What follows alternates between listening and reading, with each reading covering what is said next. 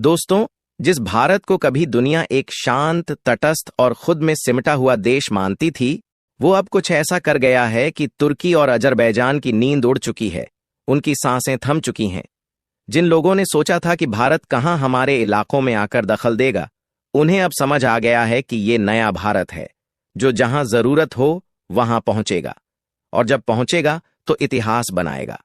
दरअसल बात शुरू होती है उस घमंड से जो तुर्की और अजरबैजान ने पाल रखा था। उन्हें लगता था कि भारत सिर्फ अपने पड़ोस पाकिस्तान और चीन में ही उलझा रहेगा, लेकिन वे भूल गए कि जब बात भारत के स्वाभिमान की होती है तो सीमाएं मायने नहीं रखती।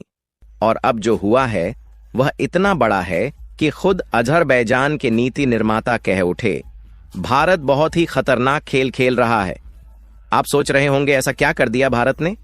तो सुनिए, भारत सीधा अजरबैजान और तुर्की के घर के दरवाजे तक पहुंच गया है, आर्मेनिया में।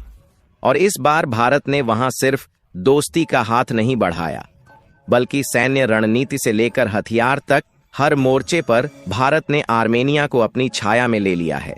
अब हालात ऐसे हैं कि आर्मेनिया की सेना भारत के इशारे पर चल रही है। हर तैयारी, हर रणनीति भारत से पूछकर।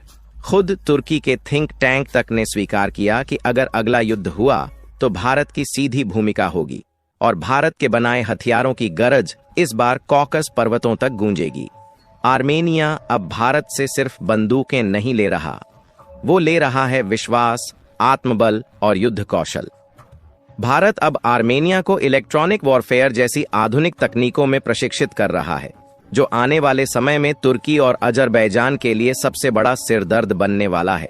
और यहीं आता है असली ट्विस्ट। पिछले ही हफ्ते आर्मेनिया के सुरक्षा परिषद के सचिव और कई अधिकारी गुपचुप भारत आए, किसी को भनक तक नहीं लगी। और जब वे लौटे तो साथ ले गए भारत की वो रणनीति जो अब जंगेजूर कॉरिडोर के भविष्य का फैसला करने वाली है। जंगेजूर कॉरिडोर एक ऐसा रास्ता जो आर्मेनिया के सीने को चीरते हुए अजरबैजान और तुर्की को जोड़ने का सपना देख रहा है। लेकिन 2020 की हार के बाद जो गलती आर्मेनिया ने रूस के दबाव में की थी, अब उसे सुधारने का वक्त आ गया है। और इस बार उसके साथ खड़ा है भारत, वो भारत जो अब मूक दर्शक नहीं बल्कि निर्णायक शक्ति बन चुका है।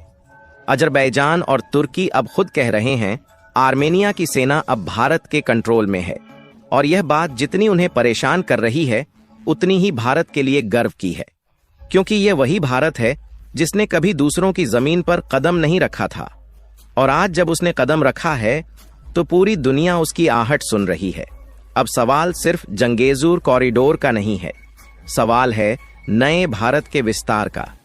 क्योंकि जब भारत किसी की रक्षा की जिम्मेदारी लेता है तो वह उसे सिर्फ दोस्त नहीं बनाता, वह उसे अपने पराक्रम का हिस्सा बना देता है।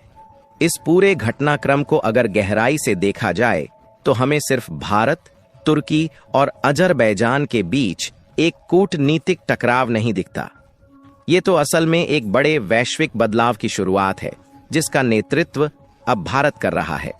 अभी तक भारत हमेशा एक संतुलन बनाने वाला देश माना जाता था, जो शांति चाहता था, लेकिन अब वह एक निर्देशक शक्ति बन रहा है जो न सिर्फ अपनी सुरक्षा करता है बल्कि अपने मित्र देशों के लिए सुरक्षा कवच भी बनता है। अब आने वाले वक्त में हालात और भी दिलचस्प होने वाले हैं। तुर्की और अजरबैजान के लिए सबसे बड़ी चिंता यही नहीं है कि भारत आर्मेनिया में हथियार भेज रहा है। असली डर यह है कि भारत वहां सोच और रणनीति भेज रहा है। ये वैसा ही है जैसे कोई खिलाड़ी अपने साथ सिर्फ बल्ला नहीं बल्कि पूरा खेल ही बदल दे। भारत अब आर्मेनिया को सिर्फ हथियार नहीं देता, वह बताता है कि उन्हें कब, कैसे और कहां इस्तेमाल करना है। और यही बात आने वाले समय में तुर्की और अजरबैजान की योजनाओं को लगातार विफल करती जाएगी। लेकिन असली सवाल है, क्या ये भारत का आखिरी पड़ाव है? शायद नहीं। भारत के लिए अब यह एक सीमित रणनीति नहीं रही,